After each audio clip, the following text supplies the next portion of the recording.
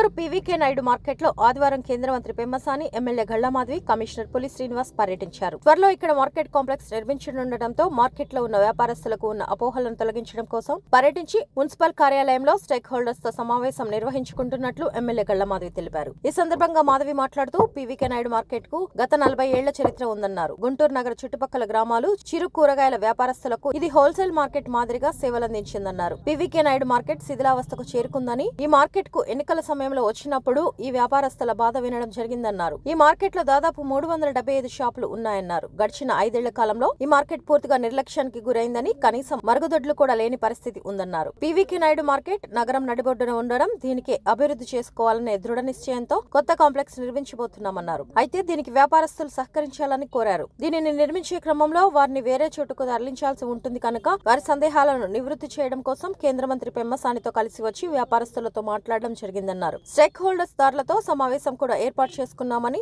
ఇది సంతృప్తి వాతావరణంలో జరుగుతుందన్నారు. దీనిని తాము అత్యంత ప్రతిష్టాత్మక ప్రాజెక్టుగా తీసుకుని కేంద్ర మంత్రి పెమ్మసాని చంద్రశేఖర్ చొరవతో వేగంగా పూర్తి చేసి అందుబాటులోకి తీసుకుని వస్తామన్నారు. దీనివలన రైతులకు, వ్యాపారస్తులకు, ప్రజలకు సౌకర్యవంతంగా ఉంటుందని ఎమ్మెల్యే గళ్లమాధవి తెలిపారు.